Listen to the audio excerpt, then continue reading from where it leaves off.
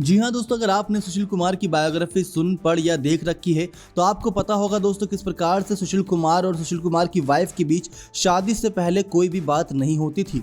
आंखों ही आंखों में कई बार इन दोनों की बातें हुई हैं, यानी कि जो नज़रें बयां कर देती है वो बातें बहुत बार हुई हैं, लेकिन कभी फेस टू फेस बात नहीं हुई थी शादी से पहले। इसके पीछे का रीज़न दोस्तों शायद आप भी जानना चाहेंगे कि क्यों ऐसा हुआ था, क्यों सुशील कुमार से सावी बात करने से कतराती थी। तो दोस्तों खुद सावी ने एक मीडिया इंटरव्यू के दौरान इस बात का खुलासा किया था कि जिस बैकग्राउंड से सुशील कुमार आता है और जिस तरीके से वो छत्रसाल स्टेडियम में उसकी छवि थी, यानी कि साल 2008 से पहले सुशील कुमार तो एक बस सुशील कुमार ही था, उसको कोई जानता नहीं था, इतने उसकी पहचान नहीं थी।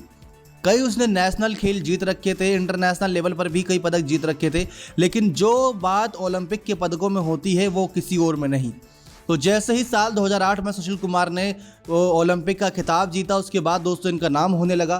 फिर सुशील कुमार ने साल 2012 में जो खिताब जीता, उसके बाद तो उनकी और चर्चाएं होने लगी। उससे पहले ही पहलवान सतपाल ने यह देख लिया था कि दोनों ही बच्चे एक दूसरे को पसंद करते हैं और सुशील कुमार से अच्छा दामाद शायद ही उनको कोई मिल सके, क्योंकि इतना आज्ञाकारी है जहां पर सतपाल की हर बात मानते हैं। यहां तक कि एक बार गुस्से में सतपाल जी ने उनको थप्पड़ भी जड़ दिया था। उसके पीछे रीज़न ये था कि वो चोरी छुपे कैंटीन की तरफ जाके पूरी खाने की कोशिश कर रहे थे और वही देख लिया सतपाल ने कि कैसे अपनी डाइट को बिगाड़ रहे हो और थप्पड़ जड़ दिया था। तो सुशील ने उसको गलत रूप से नहीं बल्कि एक सही इंटेंशन में लिया। उन्होंने समझा कि हाँ, सतपाल जी मेरी ही मदद कर रहे हैं। तो अब से लेकर हमेशा दोस्तों जब भी सतपाल जी ने उनको जो बातें कही, हमेशा उनकी बातें मानी।